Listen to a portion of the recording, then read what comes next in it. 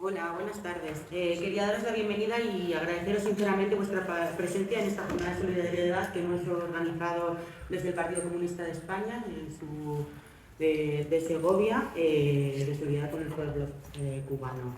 Os hemos convocado hoy con un objetivo súper concreto y profundamente humano: recoger medicamentos y material sanitarios para poderles hacer llegar a Cuba en estos momentos que está sufriendo un asedio bastante importante, intentando contribuir así a paliar todas las necesidades reales que afectan directamente a la salud y el bienestar del pueblo cubano. Desde el Partido Comunista de España en Segovia estamos haciendo un llamamiento a la población para tener la oportunidad de demostrar su solidaridad con el pueblo cubano, un pueblo que lleva escrita la palabra solidaridad ahí en su propio ADN. Hoy estamos recogiendo medicamentos y material sanitario para hacérselo llegar. También estamos recogiendo donativos, que os pasaremos un número de cuenta, lo pondremos en las redes sociales, porque tenemos como objetivo también ayudarles a poder poner unas placas solares, porque como sabéis, la última tropelía del gobierno de Trump les ha hecho un bloqueo de todo el petróleo y entonces nos está costando bastante sobrevivir energéticamente.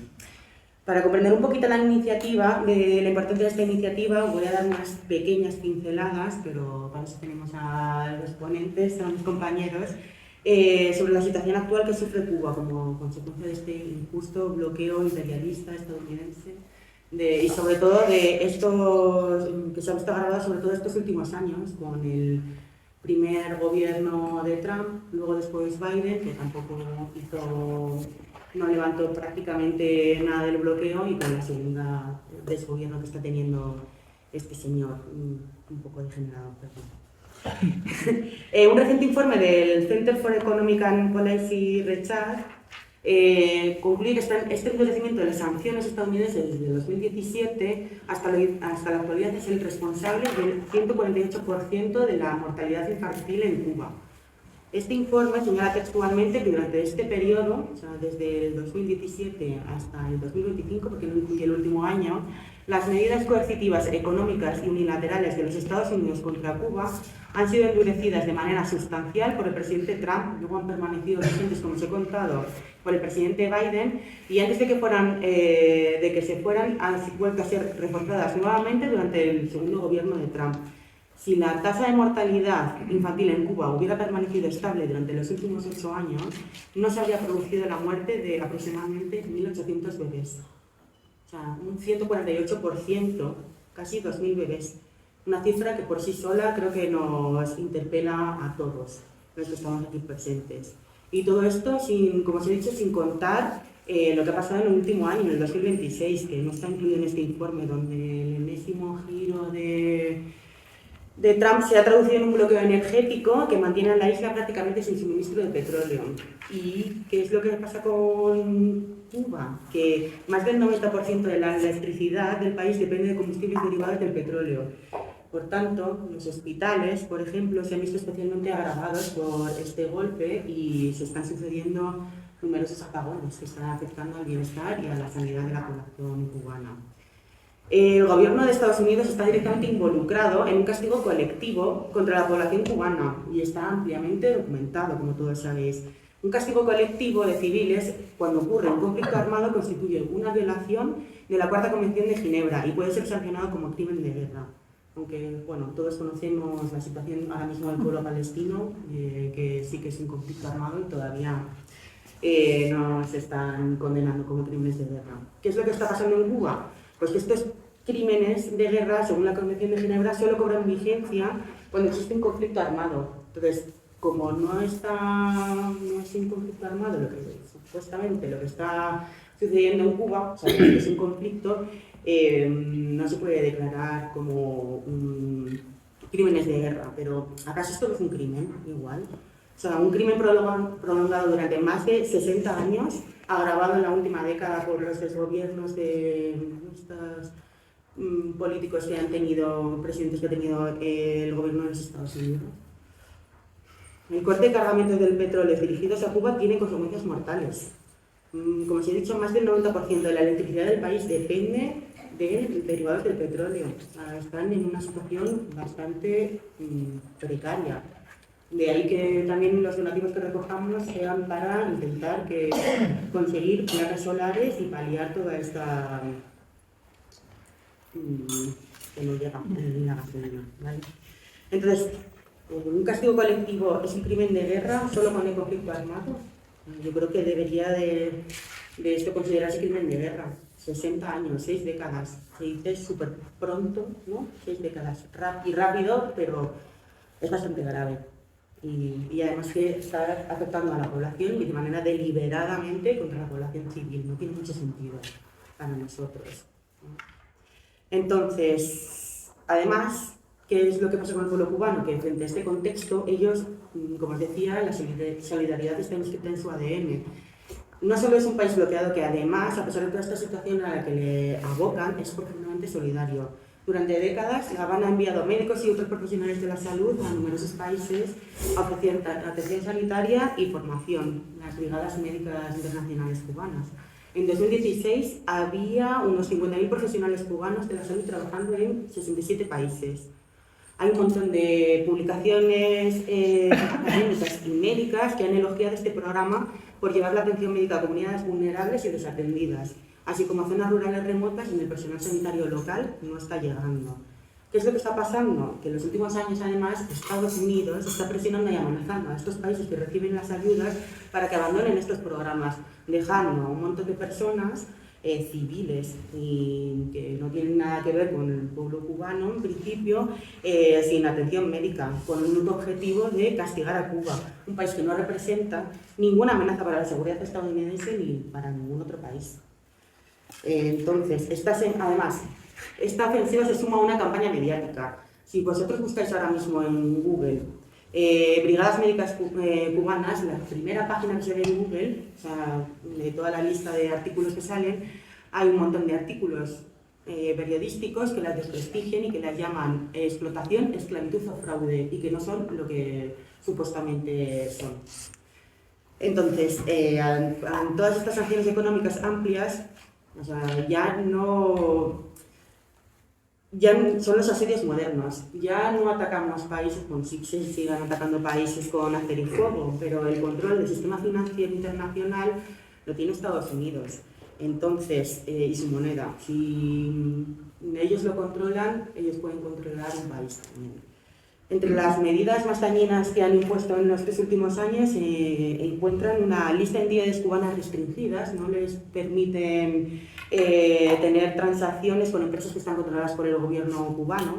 Hay un endurecimiento del umbral de componentes estadounidenses y productos exportables, es decir, si un producto que se va a exportar hacia allá tiene un 10% de producto que se ha originado en Cuba, no se permite su exportación.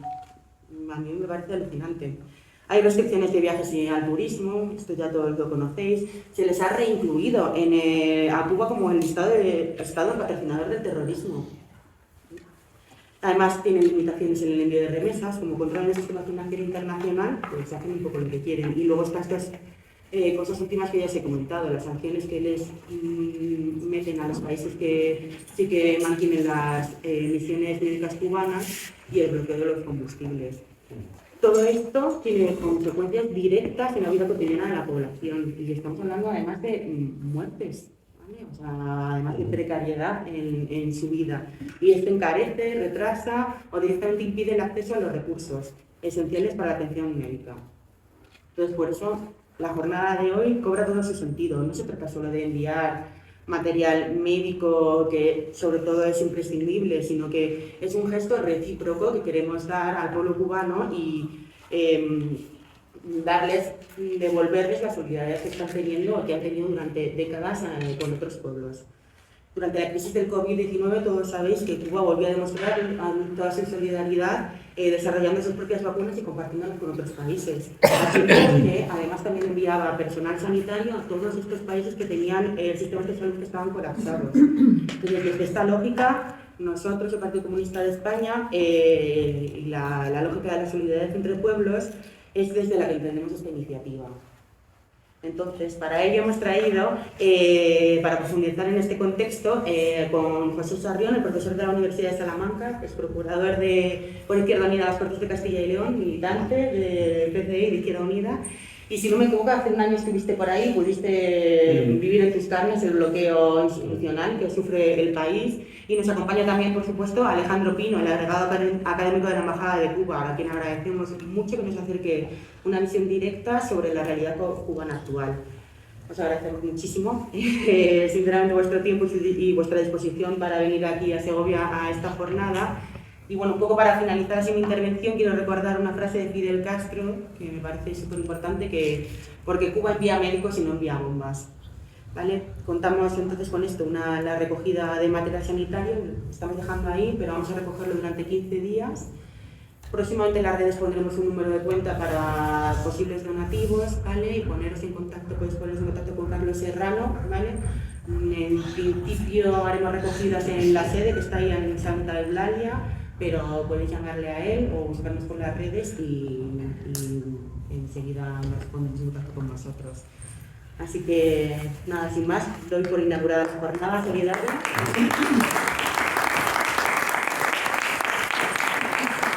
Y le doy la palabra a José para que... Sí, dale. Muy bien. Pero era muy bien, bueno, pues muchísimas gracias. Muy buenas tardes, camaradas, compañeros, compañeras del Partido Izquierda Unida, de los movimientos sociales, a los amigos del pueblo cubano y de la solidaridad. Ya sabéis, para mí siempre es un placer venir por Segovia, volver por Segovia, ¿no? Tenemos además muchos amigos desde hace muchos años, ¿no? que nos encontramos cada cierto tiempo cuando volvemos por aquí. Y la ocasión que nos trae hoy es una ocasión importante.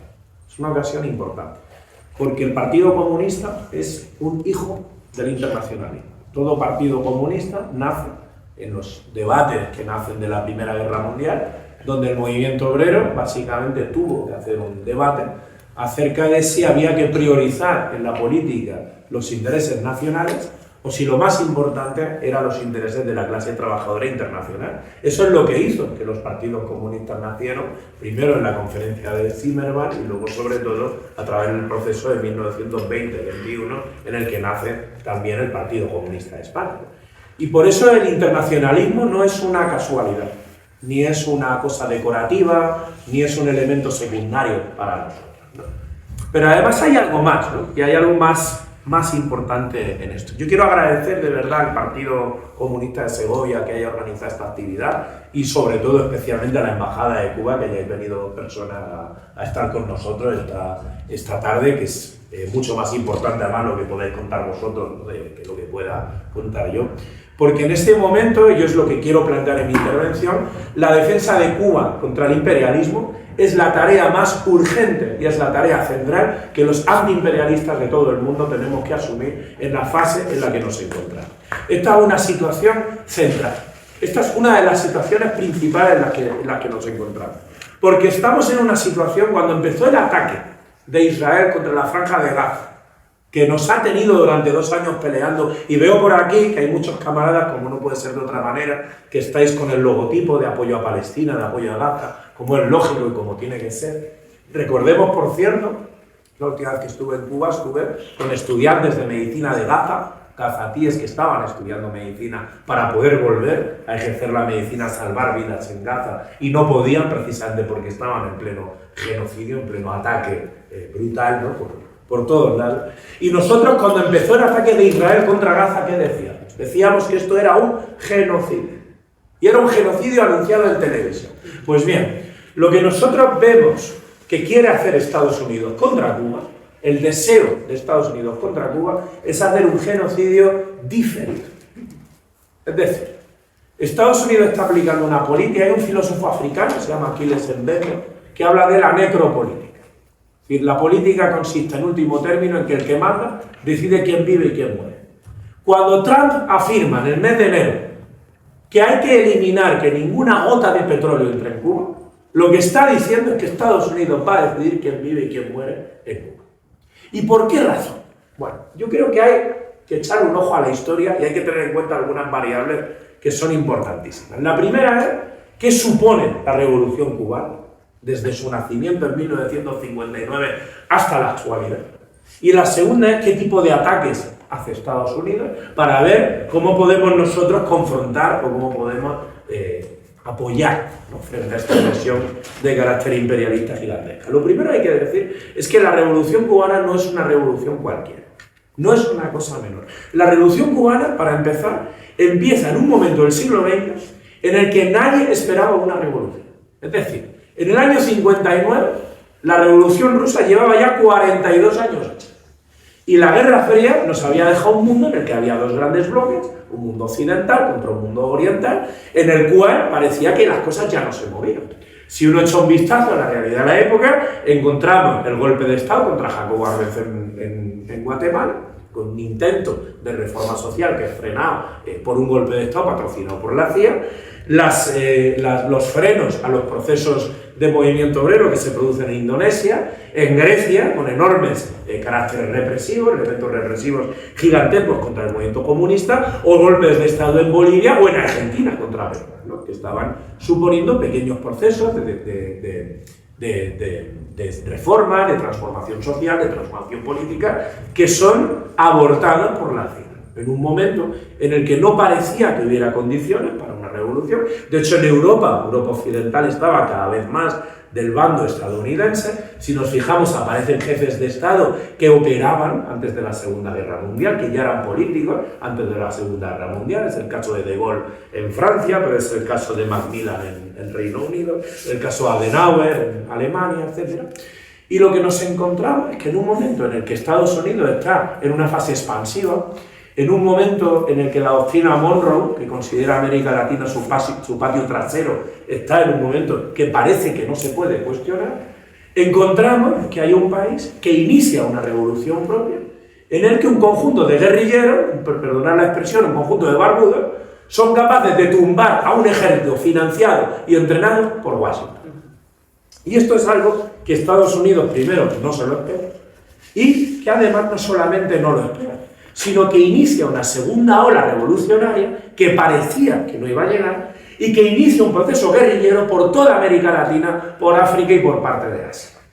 Y esta es la razón por la cual desde el año 1960 Estados Unidos marca como una de sus prioridades acabar con la Revolución Cubana. Hay un memorándum interno que ya en el año 60 en Washington plantea que hay que hacer una guerra económica para provocar una crisis en Cuba desde el primer día de la revolución, para hacer que esta revolución fracase, porque Estados Unidos podemos resumir en 4 palabras todas las políticas derivadas hacia Cuba desde el año 60 hasta el año 2026. Eso no se hace. Estados Unidos, desde el momento en el que un grupo guerrillero consigue el apoyo de la población y expulsa a las oligarquías locales, desarrolla toda su política para evitar que nadie tome el ejemplo cubano, porque eso podría suponer el fin de la hegemonía imperialista estadounidense en el mundo. Y esa es la situación en la que seguimos estando en el año 2026. Pero claro, Cuba supone la primera revolución victoriosa desde 1917, en el cual un pequeño grupo guerrillero es capaz de derrotar a un ejército regular armado por la principal potencia imperialista del mundo, que es capaz, en primer lugar, de derrotar intereses estadounidenses muy poderosos. Y hay que recordar que el 40% de las tierras azucareras de Cuba estaban en manos de oligarquía estadounidense.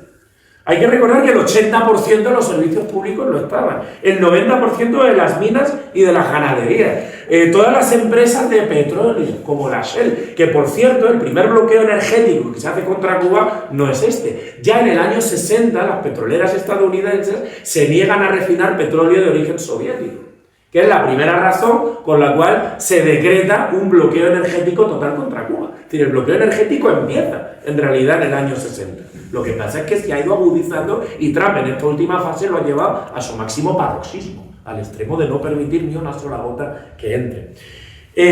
Estamos hablando, por tanto, en primer lugar, de una serie de intereses estadounidenses directos en la isla que desaparece. Todos sabemos que Las Vegas nace porque son expulsados de Cuba. Es decir, el plan era hacer de Cuba el casino. Como son expulsados de Cuba, crean Las Vegas en el desierto. Es decir, se transforma incluso la orografía, ¿no?, de América en función de esto. Pero hay un segundo elemento muy importante, y es el ejemplo que Cuba puede dar al mundo. Un país que, para empezar, prohíbe los latifundios. Y esto son cosas muy interesantes. Hay algunas anécdotas. Yo intercalo un poco la parte teórica con anécdotas personales, porque creo que más interesantes, ¿no? Cerca de Perico, donde estuve en mi último viaje, uno de los viajes que hice, es una antigua central azucarera que se llamaba España. Y la revolución, una de las cosas que hizo fue que todas las centrales azucareras que tenían nombres derivados de la colonia, pues los cambiaron. Entonces, pues los que se llamaban con nombres del Imperio Español y tal, que se habían ido heredando, les iban cambiando el nombre, pero esta me hizo mucha gracia porque era la central azucarera de España, que lo que hicieron fue llamarla España Republicana.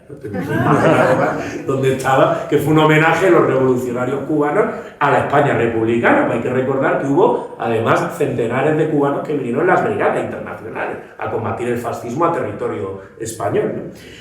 Bueno, pues esos latifundios fueron prohibidos. Yo recuerdo en Playa Larga el testimonio de un señor mayor, un guajiro, un campesino semi-analfabeto antes de la revolución, que la revolución le había alfabetizado, y él nos explicaba cómo ellos eran jornaleros itinerantes que iban trabajando en distintos ingenios, y cuando tenían peleas, disputas, o cuando sentían que el jefe les quería echar, los echaban a la calle, que diríamos en España, él decía al callejón, ¿no? Que era la expresión, ¿no?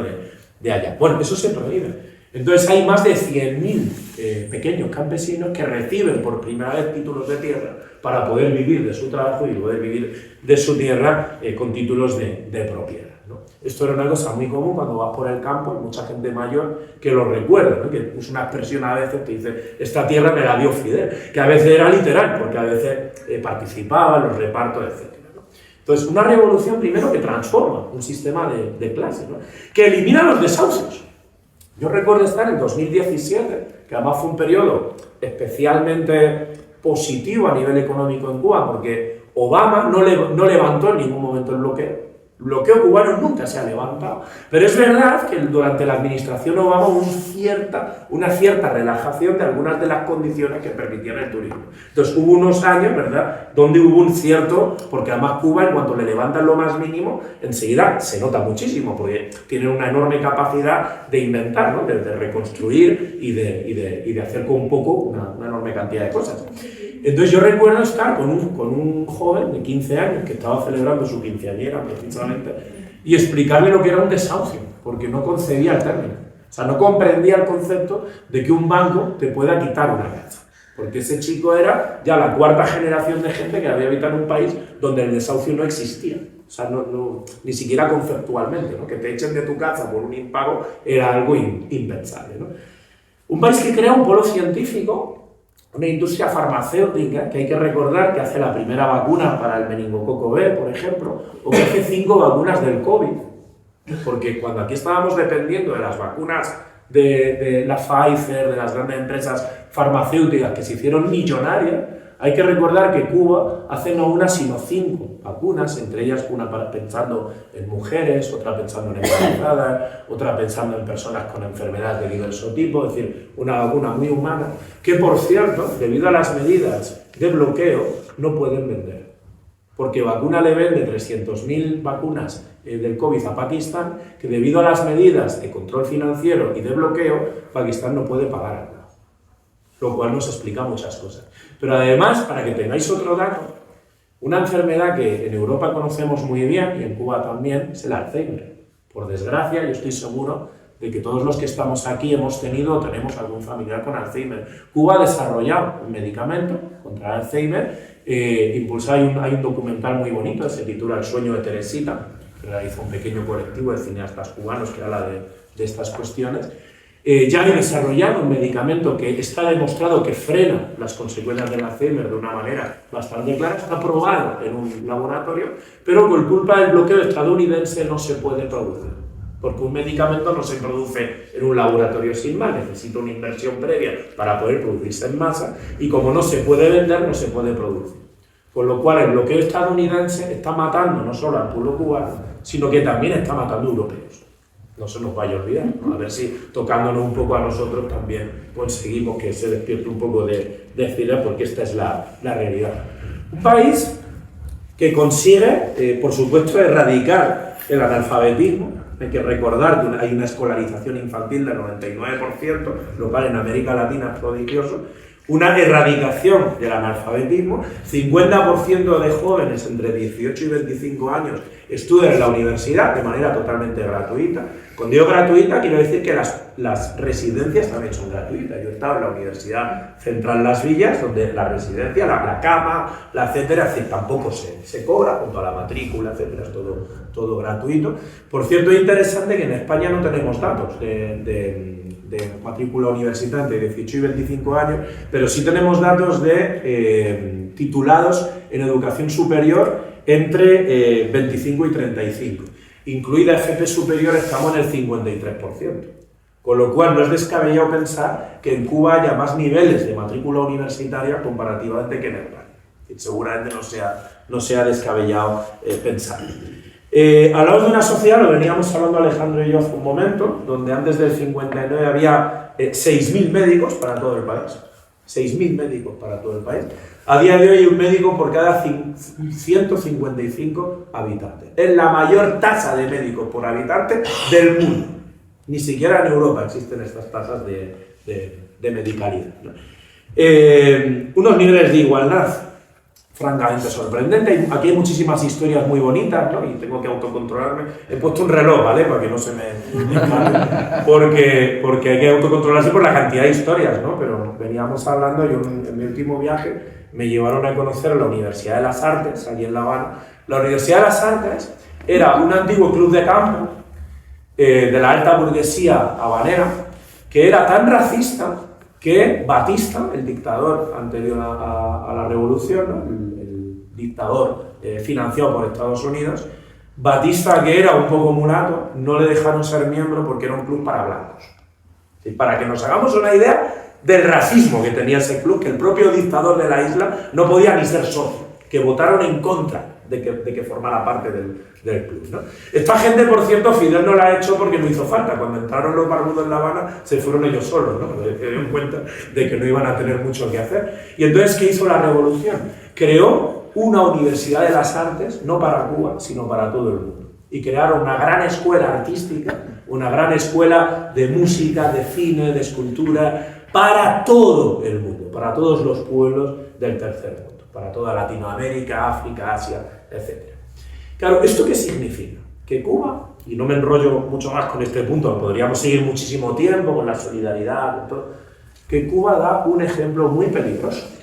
Y de hecho, al cabo, al poco de la Revolución Cubana, lo que sucede es que empieza a haber guerrillas por toda América Latina y África. Hay guerrillas en Venezuela, en Colombia, en Perú, en Argentina, en Brasil, etcétera, etcétera, etcétera. Guerrillas que luego llegan a Centroamérica, que luego llegan a El Salvador, a Nicaragua, donde además a la CIA le costó Dios y ayuda derrotar al movimiento sandinista y al movimiento Farabundo Martí, y movimientos populares que llegan a la Revolución Bolivariana hasta el día de hoy. Que no olvidamos que ha generado que Estados Unidos secuestre a un presidente marchando a 35 soldados cubanos de por medio para acabar con una revolución o para intentar debilitarla fuerte. 300.000 cubanos que van a luchar a Angola, derrocamiento de la dictadura de Namibia. Yo en Cuba he estado con estudiantes namibios que iban a estudiar medicina a Cuba, igual que sudafricanos. Todos recordamos que Nelson Mandela, la primera visita oficial que hace, cuando logra acabar con el apartheid, sale de la cárcel y se hace presidente de Sudáfrica, es a Cuba a visitar a Fidel en agradecimiento por las décadas de apoyo a la revolución sudafricana. 400.000 profesores que hacen trabajo a lo largo del mundo, profesionales sanitarios en 164 países, crisis desde el ébola, desde el cólera en Haití, el Katrina, la Operación Milagro, la Escuela Latinoamericana de Medicina o el proyecto de lucha contra el analfabetismo Yo Sí Puedo, que por cierto llegó incluso a España. Sabéis que en Sevilla, en el año 2005, todavía había 20.000 analfabetos funcionales y se hizo un programa por el Ayuntamiento de Sevilla en el que el método cubano Yo Sí Puedo estuvo alfabetizando familias. Un método que hasta que el Partido Popular acabó con él, alfabetizó a 500 personas. Es decir, estamos hablando de un modelo de solidaridad, de trabajo social realmente importante. ¿Y cómo reacciona entonces Estados Unidos? Estados Unidos, como decía, tiene un plan. Y es evitar que esto crezca. Y para eso hay que hacer incomodidades y problemas que se convierten en auténticas catástrofes con el tiempo. Entonces empieza un proceso de bloqueo que empieza en el año 60. decir, no es una cosa de ahora. Es decir, en el año 60 hasta el 62, Estados Unidos ya inicia, en la era Kennedy, ya empieza con la prohibición de exportaciones de todos los países hacia Cuba y con un embargo total, que se ha ido recrudeciendo con el tiempo. En el año 64, la OEA, la Organización de Estados Americanos, obliga a todos sus países miembros a romper relaciones con Cuba. Solamente México decide mantener relaciones con Cuba. Todo esto se mantiene durante muchísimo tiempo, pero claro, sucede, como todos recordáis y como todos sabéis, que en el año 91 Cuba se queda sola, porque todo su contexto de relaciones comerciales, políticas, culturales, etcétera, que eran los países del socialismo real, caen y desaparecen. ¿Y cómo reacciona Estados Unidos? Estados Unidos podría haber razonado diciendo, bueno, ahora que Cuba está en una situación más aislada, es el momento de hacer mano izquierda, de hacer una política de suavidad, de irnoslo ganando. No, así no es como razona el imperio. ¿Cómo razona Estados Unidos? Creando una nueva ley de embargo, primero la ley Torricelli y luego la ley Helms-Burton. Es decir, endurecer las medidas de bloqueo en el momento más difícil para la población cubana y para el proceso cubano. La ley Torricelli del 92, que lo que hace es evitar que cualquier país se salte el bloqueo. Para hacernos una idea, cualquier barco que pisara territorio cubano luego tenía que esperar 180 días para entrar en Estados Unidos. Con lo cual, ¿quién era el guapo que se iba a vender cosas a Cuba? Ahí me han explicado cubanos cómo a veces para dejar un barco lo dejaban en tierra de nadie e iba un carguero cubano a recogerlo, haciendo como que el barco se encontraba en una situación de emergencia para que no pudieran sancionarlo. Es decir, estamos hablando de situaciones realmente graves. La ley Helms-Burton del 96, aún más grave, es decir, lo que se hace es permitir que se pueda demandar a cualquier empresa que haya hecho negocio con Cuba, especialmente con propiedades antes de la revolución. Hay un caso, por ejemplo, sabéis que a partir de la gran crisis del 91, uno de los instrumentos que hace Cuba para refinanciarse es el turismo, ¿no? Y entonces se hacen acuerdos, por ejemplo, con Meliá, que es una cadena española, todos la conocemos. Es esta época de los años 90 que todos recordaremos, que se publicitaba mucho, ¿no? Lo de viaje a Varadero era muy típico esto, ¿no? 7 días en Varadero, tal. Es un instrumento para financiar al Estado cubano y sacarlo de la quiebra. Y es uno de los métodos, no es el único, pero es uno de los métodos para superar el periodo especial. Claro, ¿cuál es la reacción? Bueno, una de las familias latifundistas que salieron de Cuba en el año 59 denuncian a la cadena de hoteles Meliá en 2019 porque uno de los terrenos donde supuestamente Meliá había armado un hotel pertenecía a los terrenos que había nacionalizado la revolución de esta familia. Esto en el año 2019. ¿Por qué en el 2019? Porque este título de la ley Helms-Burton nunca se había activado. La ley Helms-Burton fue una ley muy grande que se pensó para ser una ley que se fuera activando con el tiempo. ¿Y cuándo se activa este título? Con la primera legislatura de Donald Trump. Es decir, Trump, que entra en una nueva fase de imperialismo estadounidense, decide que Cuba, desde el primer día, tiene que ser una de sus prioridades. Y entonces, ¿cuál es la situación en la que nos encontramos ahora? Bueno, Trump ya en su primera legislatura, 2017-21, ya planteó 240 medidas dirigidas solamente a Cuba. Algunas la ha comentado ya la compañera, no es necesario que las comente, pero algunas muy graves son, por ejemplo, los golpes a las remesas. Está enormemente vigilado y está enormemente perseguido enviar remesas a Cuba. Esto en cualquier país latinoamericano es un hachazo gigantesco a la economía. Se ha prohibido entidades financieras como Fincimex u otras parecidas, o la filial de West Union, poder enviar dinero a Cuba. Yo quiero mandar dinero a Cuba ahora mismo, no tengo una forma de hacerlo a través de un envío bancario normal, no tengo la capacidad de hacerlo a través del sistema SWIFT, que sería el sistema lógico. La inclusión de Cuba en el país de patrocinadores del terrorismo, que es un concepto en sí mismo digno de análisis, ¿no? Tú se puede ser terrorista o no terrorista, pero patrocinador del terrorismo es una cosa tremenda, ¿no? Es decir, pues nos encontramos en esta situación. O, por supuesto, el bloqueo energético. Bloqueo energético, claro, yo creo que es difícil de concebir, ¿no? Y difícil de entender para los que estamos en países que no estamos acostumbrados a estas cosas. Ayer se hizo un año del gran apagón, ¿recordáis? El gran apagón en España que pasamos un lunes después de Semana Santa, cuando se fue la energía en todo el país. Pues todos recordáis lo que fue eso aquí. Es decir, quedarte sin luz era quedarte atrapado en ascensores, no poder cocinar, no poder ver, no poder leer, no poder hacer el metro en Madrid colapsa. Es decir, España entró en un colapso total, que nosotros estamos recordando todavía. Bueno, la situación en Cuba es que Donald Trump decretó que no entrara ni una gota de petróleo y esto significa dejar sin materia prima a sus plantas termoeléctricas. Y esto lo que significa, efectivamente, es condenar a un país a no tener recepción de energía.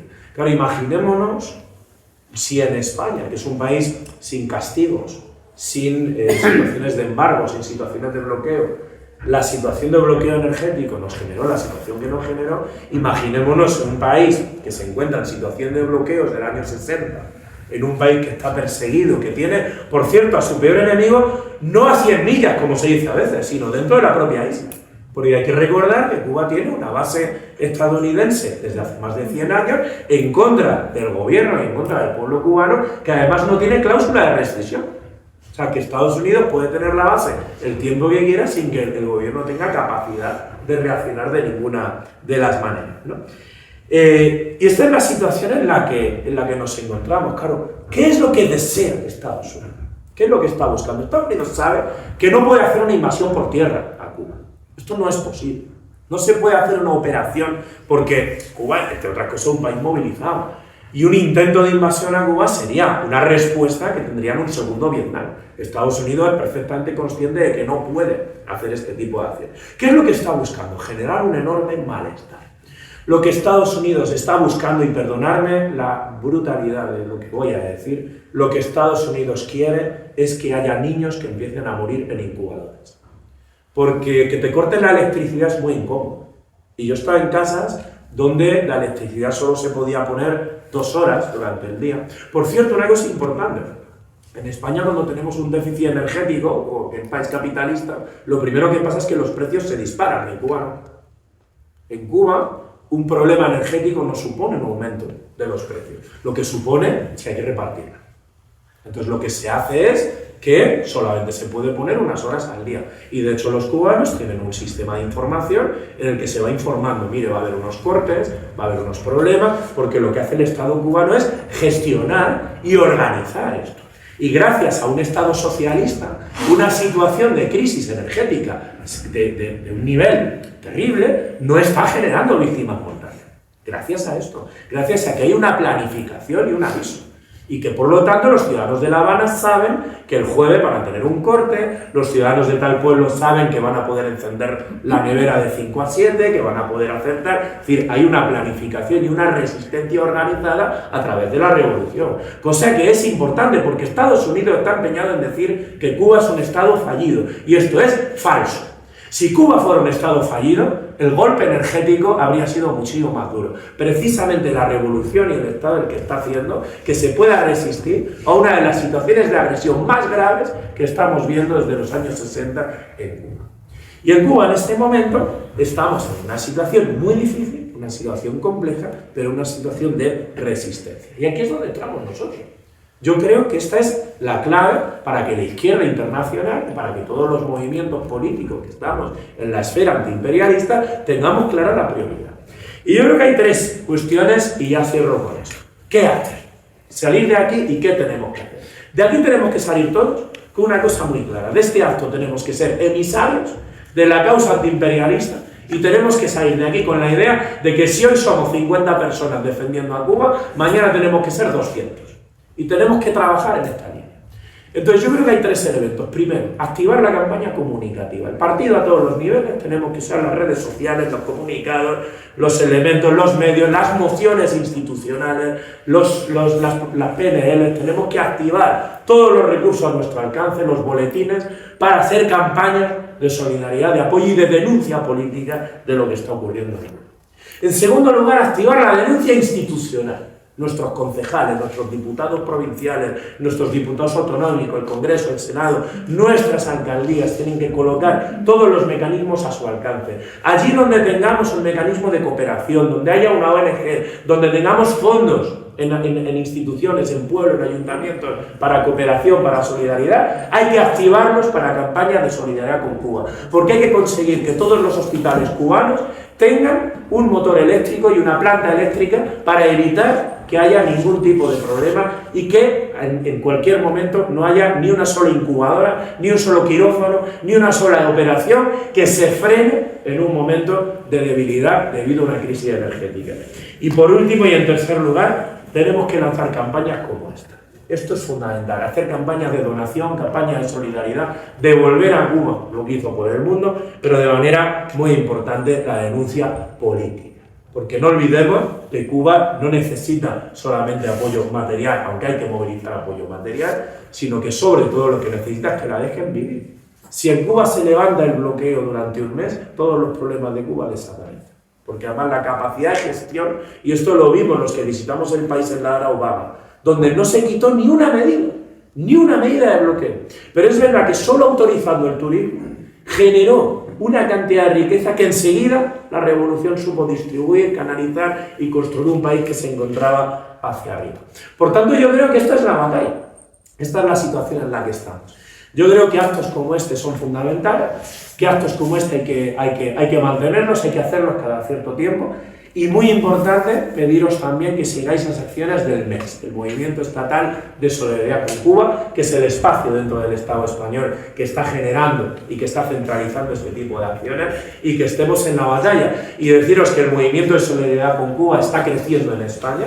Dentro de esta agresión imperialista creo que ha habido una cosa positiva, y es que se ha activado buena parte de la solidaridad, y esto es lo que tenemos que continuar haciendo, y es lo que la batalla en la que tenemos que seguir. Con lo cual, nada, por mi parte nada más, cederé la palabra al compañero Alejandro, y muchísimas gracias, y recordar que mañana la batalla continúa. Muchísimas gracias.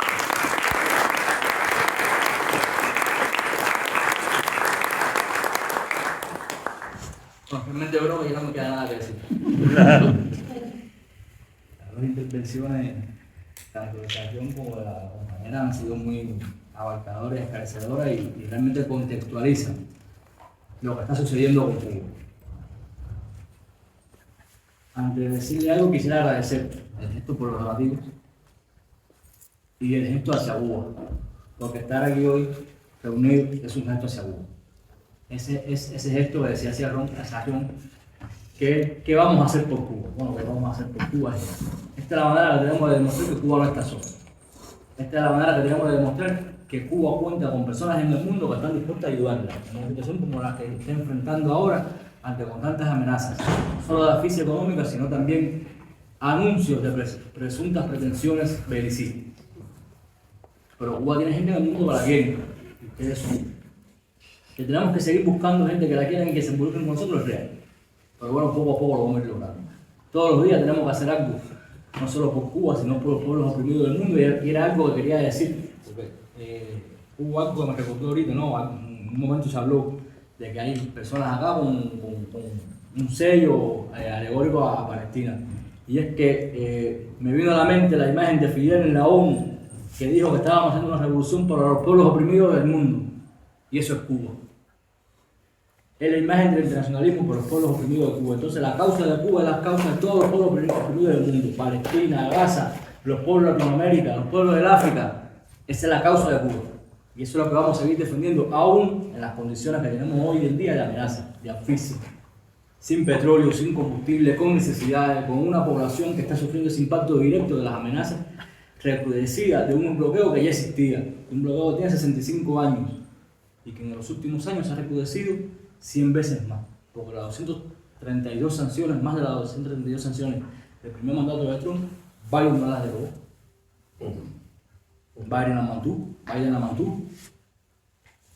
Biden quiso salir de su administración con una imagen limpia, separando a Cuba una semana antes de la lista de países patrocinadores del terrorismo. Cuba es un país patrocinador del terrorismo. Cuba es un país que ha sido víctima del terrorismo y que sigue siendo víctima del terrorismo. Más de 3.000 personas muertos, afectados, minusválidos, víctimas del terrorismo contra Cuba. Es el país que atacaban sus cañerías a lanchas piratas. Es el país que le ponían bombas en los hoteles para que el turismo, que hoy es el primer rincón de la economía cubana, no fructificara. Y lo hacían la mafia de cubanos opuestos a la revolución radicada en Miami, como el auspicio del gobierno de Miami. Porque van a decir que el FBI, con todo el poderío de investigación que tienen, no sabía que esos terroristas operaban desde Miami y que articulaban sus acciones de Miami. Pero preferían mirar a un lado porque era Cuba. Ese país con 65 años de bloqueo que se ha reconocido en el último periodo, es un país que va a seguir defendiendo la causa de los pueblos oprimidos del mundo. Eso es una cosa que yo quiero resaltar aquí con ustedes. Y vamos a seguir siendo el ejemplo, vamos a seguir siendo el faro, y vamos a seguir defendiendo la revolución. No es por vanagloriarnos, pero la proeza de Cuba realmente está en la resistencia que ha tenido. Recuerdo una entrevista del expresidente de Ecuador, Rafael Correa, hace unos años atrás, que hablaba, bueno, ¿qué país del mundo puede resistir? Más o menos algo así. ¿Qué país del mundo puede resistir los impactos del bloqueo que sufre Cuba? Ecuador, él lo reconocía, que Ecuador en 15 días no hubiera aguantado. Cuba lleva 65 años incluso, con esas presiones, con esas sanciones, sorteando trillos, sorteando un laberinto interminable, porque cada vez que encontramos una fórmula de buscar una oxigenación económica, aparece una tijera imperialista que la corta. Empezamos a comprar productos en una empresa y viene una empresa creada por el imperialismo y compra esa empresa y se apodera de ella y ya no corta el suministro. Eso es lo que pasa. Entonces los enemigos de la revolución se encargan de decir que en Cuba hay una dictadura. Y yo creo que es verdad, en Cuba hay una dictadura, pero es la dictadura del proletariado, donde el obrero es el dueño de su medio de producción. Eso sucede en un país como Cuba.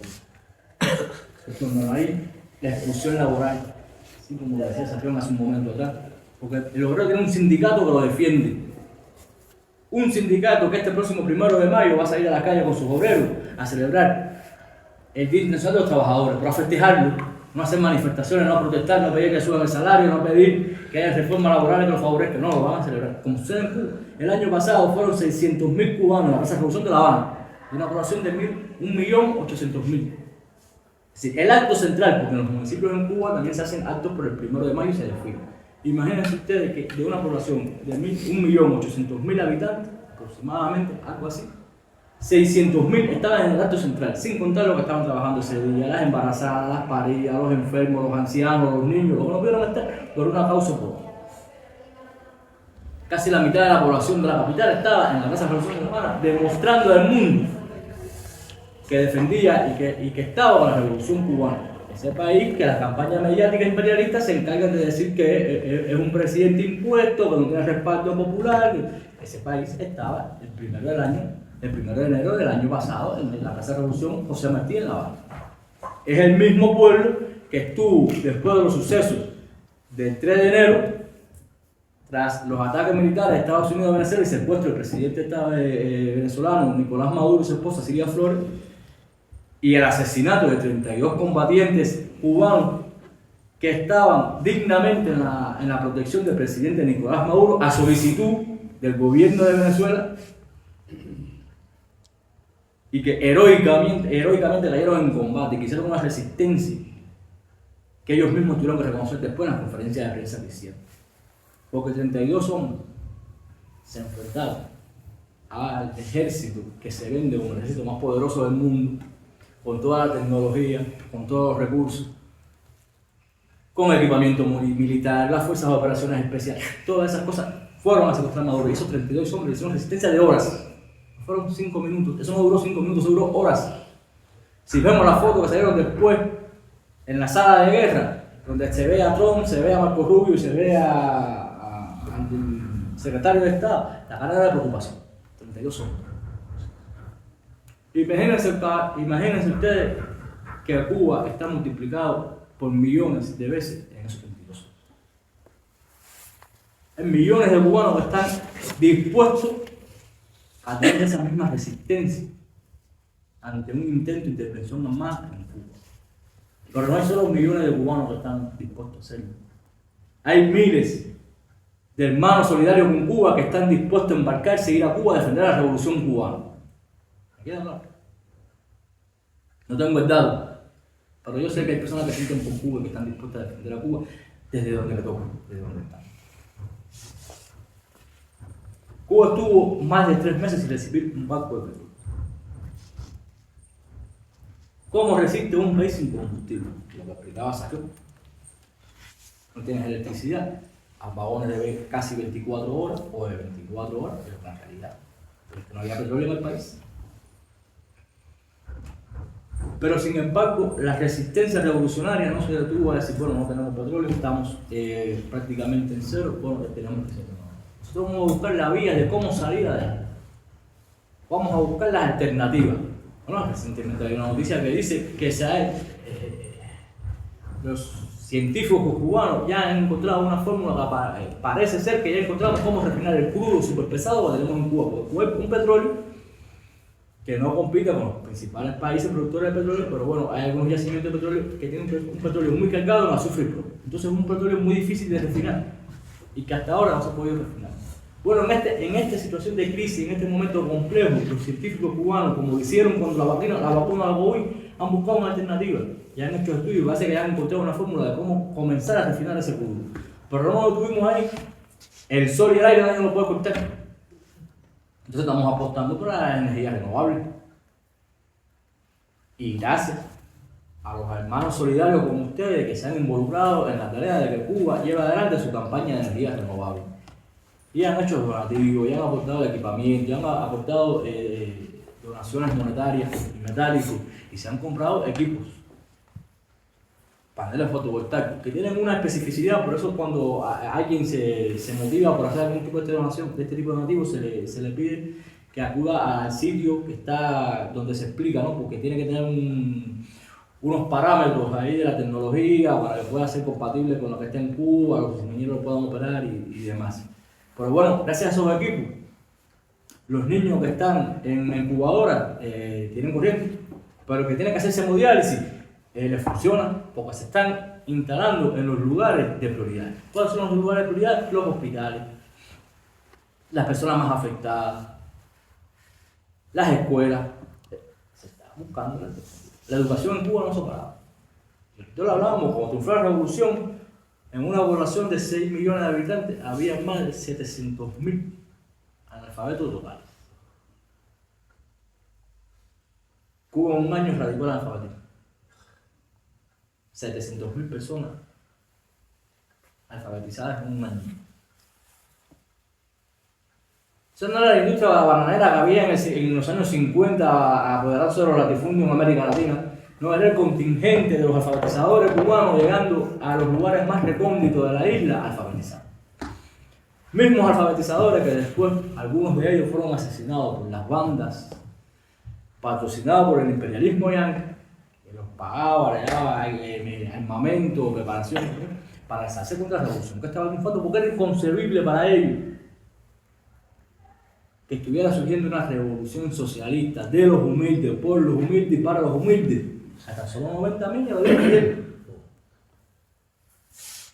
Pero bueno, esa revolución, cumpliendo el programa del autolegato de defensa del comandante en jefe Fidel Castro en el juicio que le hacen después de los hechos del cuartel Moncada, para los que no lo sepan, en el año 56, el comandante en jefe, con un grupo de jóvenes de la generación de centenario de José Martí, que era el apóstol cubano, ataca dos de las fortalezas militares de la dictadura del general Fulgencio Batista.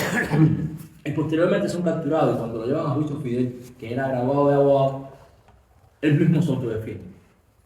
Y en su autodefensa hace lo que se llama la historia de Mazorberá, que después se escribe, y es el programa de la revolución. Una de las medidas es la alfabetización. Él es radical, no para. Esos cuarteles militares de la dictadura, después fueron escuelas, lo hablábamos hace unos minutos antes. Después se metieron en la escuela.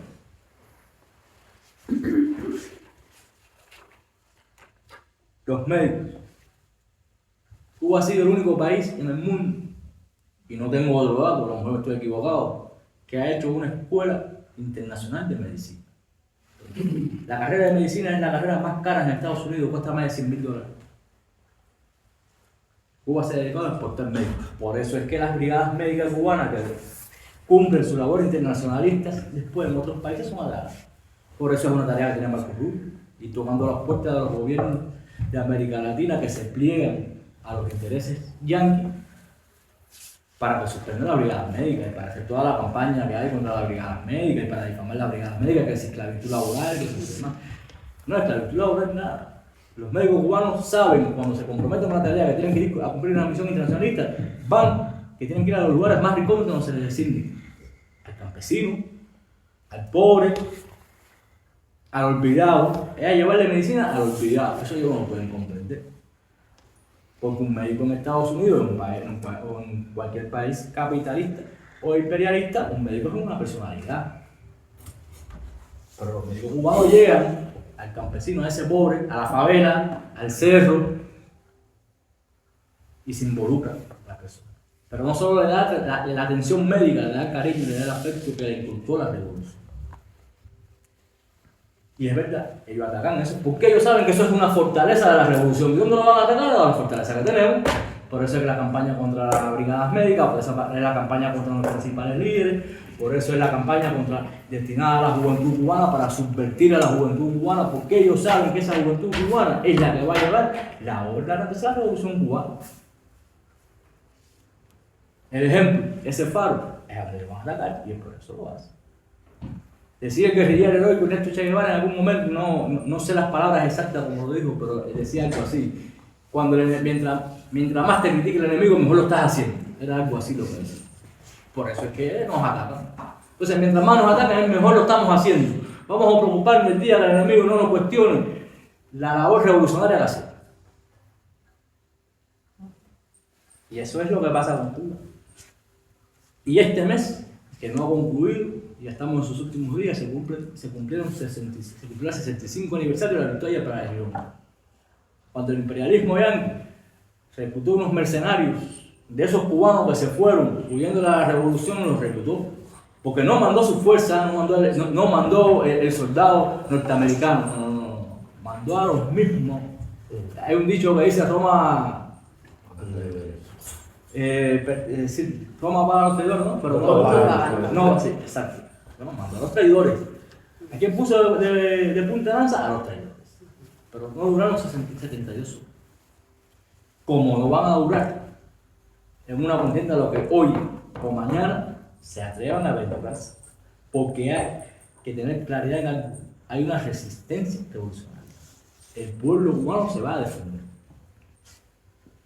El pueblo cubano no va a permitir que venga nadie a invadir su territorio.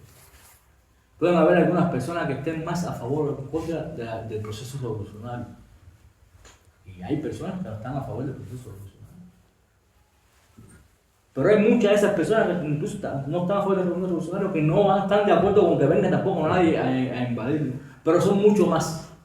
Son millones los que están. Ahorita le ponía la cifra de los que estuvieron en la Plaza de la Revolución el primero del año pasado. Vamos a sacar las estadísticas. Es elevado. Si sacamos las estadísticas de los que estuvieron en el día 4 de enero en la tribuna antiimperialista, es elevada. Y vamos a ver ahora los que estarán este próximo 1 de mayo frente a la embajada norteamericana expresando la voluntad del pueblo cubano. Esas son las cosas que tratan de ocultar. Y hacen sus campañas comunicacionales tergiversadas y venden la imagen que quieren vender y manipulan y silencian algunas voces y posicionan a que ellos quieren porque son los dueños de los medios de comunicación. Así es como tratan de vender y confunden a algunas personas, no es mentira. Pero esas personas, entonces, cuando tú le pones la realidad o cuando la viven por sí solos, se dan cuenta de la falacia que han estado viviendo o de la gran mentira que le han estado vendiendo. Nosotros no tenemos nada que ocultar, nosotros tenemos una realidad que demostrar. Hay personas que me dicen, bueno, la situación en Cuba, como está ahora, ¿dura que yo pueda ir ver? ¿Tú no quieres? No, pues bueno, si lo apagó. Vívalo por usted mismo. Vaya, involúcrese, vea cómo está la situación, vea ahora mismo la situación social y económica la tenemos. Cuando regrese, entonces hablaremos. Vas a ver que es verdad, hay algunas precariedades sociales porque la situación, las presiones y la asfixia económica que nos están imponiendo nos ha llevado a que tengamos algunas situaciones sociales precarias. Pero también te vas a topar con otra cosa, te vas a topar con la realidad del pueblo cubano. Te vas a topar con el cubano reinventándose cada día para salir adelante, para vivir. Te vas a topar con las escuelas y las universidades que aún así no han cerrado sus puertas y siguen siendo gratuitas y lo van a seguir siendo. Te vas a topar con el deportista de alto rendimiento. Y hace poco estuvo acá en Madrid, en la Feria del Turismo, Mijail López. Que en esas condiciones sigue llevando adelante el deporte revolucionario. Te vas a tomar al médico que no tiene, que con las condiciones de asfixia y de persecución energética que hay, que no puede ir al hospital donde trabajaba y está reubicado en el policlínico a unas cuadras de su casa. ¿Quién atenderá a los pacientes? Te vas a tomar el cariño de que lleguen donativos como ese que están recogiendo ustedes hoy, de las personas que quieren a Cuba y lo hacen llegar. Y se visualiza y se muestra. Y entonces también la traen de la mano. Que si los donativos que se venden a Cuba se venden, que se no sé qué. Porque duele. Cada vez que el imperio saca una fake news de esta es porque duele. Porque quieren silenciar que hay personas en el mundo y que los movimientos de solidaridad con Cuba se movilizan para ayudar a Cuba. Que hay gobiernos en el mundo que se imponen a las presiones norteamericanas de la administración Trump y sí hacen llegar a Cuba donativos. Entonces hay que ridiculizar eso porque eso es lo que ellos hacen. Porque es inconcebible para ellos. No lo entienden, no hay forma de que lo entiendan, no hay forma de que una persona con una mentalidad hegemónica entienda lo que es realmente la solidaridad. Entiende lo que es realmente una convicción sana de ayuda, de internacionalismo, del proletariado. No lo entiende porque priman convicciones económicas, de egoísmos, de ególatras. Eso es lo que priman esas mentes perversas. Contrario a lo que hacemos nosotros que nos reunimos aquí sin que medie otra cosa que no sea la pasión y el amor por lo que sentimos dentro y conversamos por un espacio de un tiempo, intercambiamos y nos damos cariño gratuito. ¿Qué es lo que yo siento, lo que está sucediendo aquí ahora? Y por eso desde el primer momento que me pusieron la invitación dije, cuenten conmigo que yo voy a hacer lo posible por ello. Y realmente le agradezco infinitamente que nos hayan cursado la invitación a la embajada para que nosotros estuviéramos aquí. Y por supuesto que íbamos a hacer lo posible y lo imposible por estar. A veces no podemos estar en un evento u otro por las situaciones que tenemos, las complejidades, incluso el impacto económico, porque también nos sentimos el impacto del sector económico. Pero cuando se asfixia la economía cubana, no se está asfixiando la economía cubana de un sector de la población, no, se está asfixiando la economía del país. Y todos la vemos reflejada en nosotros. Y los entendemos, los comprendemos y aún así seguimos saliendo adelante. Pero qué bonito es cuando tú llegas a un lugar así y te reciben como ustedes nos han recibido hoy acá. Entonces tú te das cuenta que estás navegando del lado correcto del mundo. Te das cuenta que tu brújula te está llevando en la dirección correcta, que tu norte es el sur. Y te aferras más aún a seguir entonces con ese limbo de esa brújula que te lleva al sur y te aleja cada día más del norte. Y cada día las sanciones y las presiones y todas las medidas desequilibradas que implementa esa administración, cuando tú lees la noticia en la primera hora de la mañana, tú dices, qué bien estoy. Qué bien lo estoy haciendo. Porque ellos mismos se encargan de políticamente distanciarte de ellos. Ellos mismos, con su política, ellos mismos se encargan de distanciarte de ellos, porque una persona, cuando tú lo ves como ser social, te das cuenta de lo que es. Y te das cuenta como entonces tratan, y el tratamiento que le dan a aquellos que se les riegan y lo tratan como rey, de desprecio. Me recuerdo después del secuestro del presidente de Venezuela, Nicolás Maduro, el tratamiento que le dieron a la opositora esta venezolana, María Corina.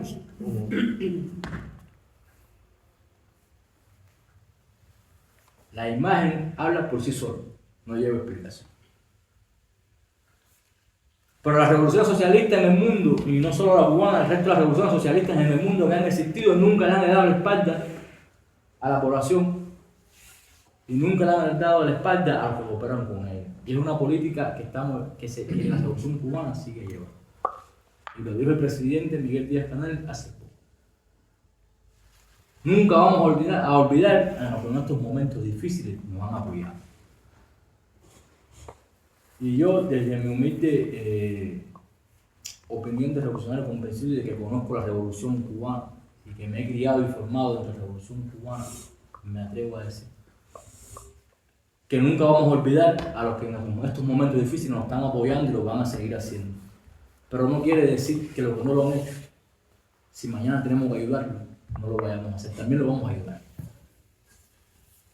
Como hicimos cuando entró un huracán en Estados Unidos y se preparó un contingente de médicos para ir a Estados Unidos a darle atención médica a esa población que estaba siendo atendida a punta de cañón de fusil por la Guardia Nacional de Estados Unidos, la población de Nueva Orleans,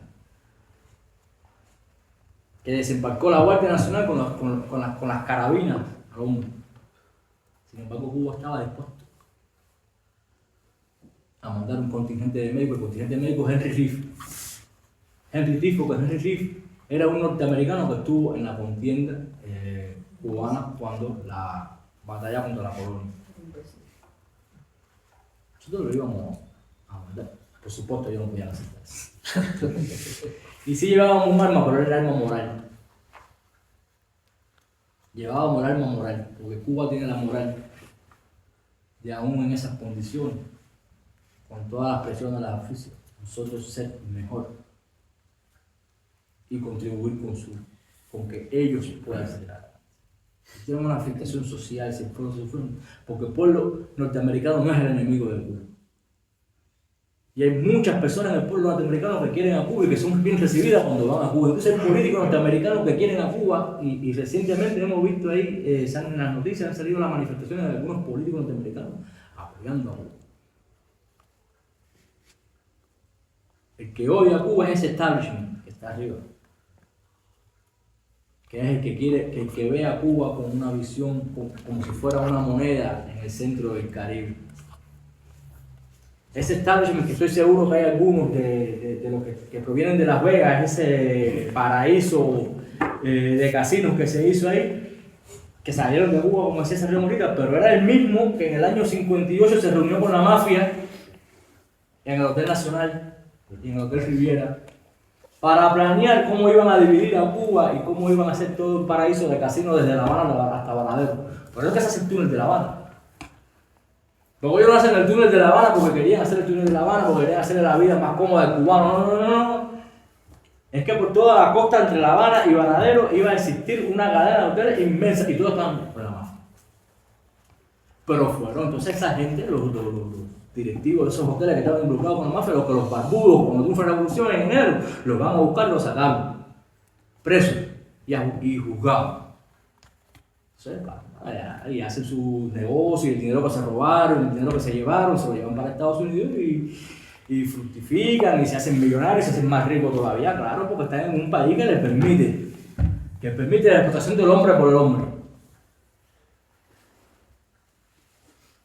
Que no entiende el precepto marxista de que una dictadura puede ser el obrero dueño de su medio de producción y de su medio de producción. El dueño es el dueño de su fábrica, es el dueño de su industria. Porque esa fábrica y esa industria responde al pueblo. Porque el director de la industria tiene que darle respuesta al sindicato cuando hay una situación y el sindicato tiene la potestad de sentarse como director de la industria o el dirigente partidista del Partido Comunista Cubano. Tiene la potestad de sentarse como director de la industria y decir, bueno, ¿qué está pasando aquí? ¿Qué está sucediendo? Porque hay eso pasa en la revolución. Y la producción de esas fábricas no va para los bolsillos de un dirigente, no va para los bolsillos de un dueño de fábrica, porque en Cuba no hay fábricas de propiedad privada. Y se han aprobado algunos negocios de propiedad privada, está el sector de las MIPYMES ahora, pero las fábricas sigue siendo una revolución y sigue respondiendo el pueblo. Lo que produce esa fábrica va a los ingresos del Estado para el pueblo.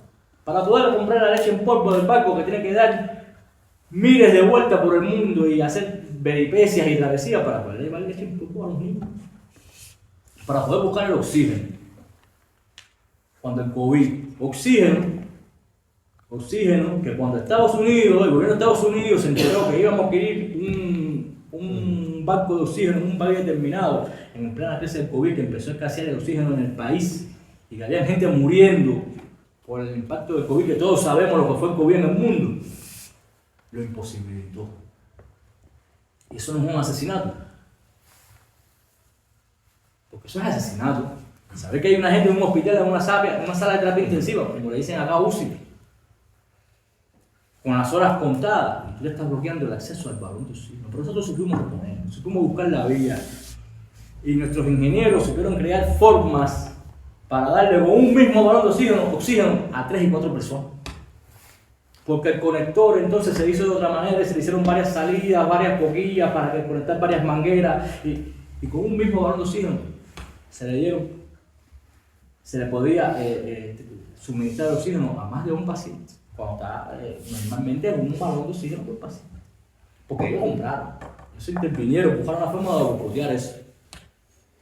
Como ahora no tienen cercado y están imposibilitando que llegue el petróleo, que llegue crudo a Cuba. Eso lo sufre todo el mundo, lo sufre el niño recién nacido, lo sufre el que está en una sala de terapia intensiva o UCI, como lo queramos llamar, lo sufre el enfermo que está en una casa. Usted se imagina a un anciano ya de la tercera edad, en una edad avanzada, con sus padecimientos, con enfermedades, postrado, viviendo ese impacto de los apagones. Que el apagón no es solo el apagón. El apagón es todo lo que lleva, porque cuando hay un apagón se paraliza un país, no se puede bombear agua.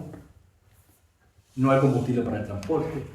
Las empresas, los centros de trabajo, los bancos, todo se paraliza. El jubilado, que tiene su pensión de jubilado, que trabajó toda su vida y ya necesita descansar, no puede ir a un cajero automático a sacar su pensión por la corriente. Eso es lo que está pasando.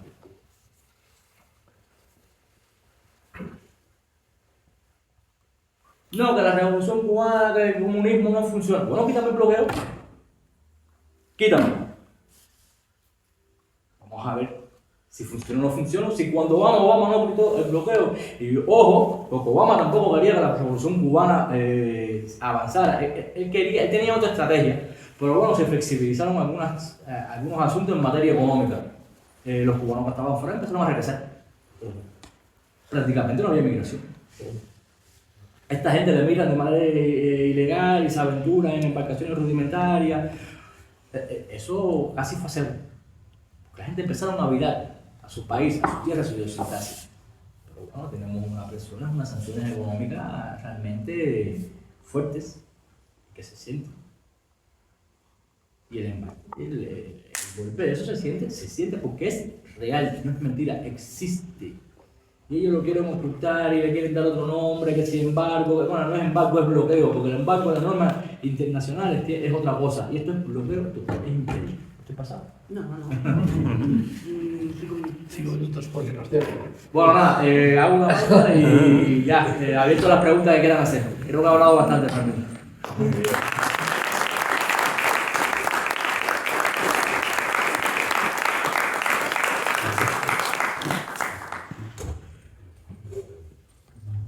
¿Alguna pregunta? ¿Algún comentario? Muy bien. Yo ahora por saber un poco exactamente ahora mismo cuál es un poco la relación entre Cuba y otros países como puede ser China y tal a la hora de proveer de placas solares, etcétera y tal para poder, lo que es sortear el bloqueo energético, porque yo creo que desde que salió la noticia de que había entrado un barco y tal no ha vuelto a haber ningún otro barco. Entonces, ¿cómo es la relación entre Cuba y otros países para el tema de bloqueo energético? Si ha habido algún avance, placas solares y tal, con China a otros países. Bueno, no tengo el dato, claro. No tengo el dato preciso de qué convenios puedan existir con China y otros países. También a veces son datos que por las persecuciones del bloqueo son un poco reservados, no son muy públicos. China sí en más de una ocasión ha hecho sus pronunciamientos a favor de la revolución cubana y que está dispuesto a ayudar. De hecho, recientemente donaron 60.000 toneladas de arroz. Cuando llevamos 60.000 toneladas de arroz al cambio del precio del arroz en el mercado internacional a dólares, hay una ayuda. Rusia también ha tenido una postura igual. De hecho, se han enviado ingenieros rusos a Cuba, han salido noticias, para ver el tema del tratamiento del petróleo, del crudo, de la planta. Sobre todo energético, Rusia sí ha dado México. que valientemente ha embarcado en más de una ocasión, yo no sé, ya he perdido la cuenta de cuántos viajes ha dado una embarcación de la flota militar de guerra mexicana con ayuda humanitaria a Cuba. Aún después de lo que pasó y de todo lo que está sucediendo, el gobierno de Venezuela ha seguido reafirmando que mantiene una relación de hermandad con el gobierno cubano. Y así, el gobierno de Vietnam también ha profesado, así muchos países recientemente, el Lukashenko ha dado unas declaraciones muy aceptadas con relación a la revolución de Cuba, a la situación de Cuba. El gobierno de España ha tenido también unos pronunciamientos favorables. El canciller Alvar recibió hace unos meses, creo 2 meses, más o menos así, a nuestro canciller. Cuando estuvo recientemente por acá por Europa, el gobierno de España ha sido también uno de los gobiernos que ha tenido una voz a favor de Cuba, o sea, nosotros agradecemos, país con el cual tenemos excelentes relaciones bilaterales históricamente y que ahora se han reafirmado. Entonces sí hay un apoyo internacional. Que eso Lukashenko lo decía, que hay muchos países que de alguna manera sí han apoyado a Cuba y sí van a seguir apoyando a Cuba. No sé si respondí la pregunta. Sí.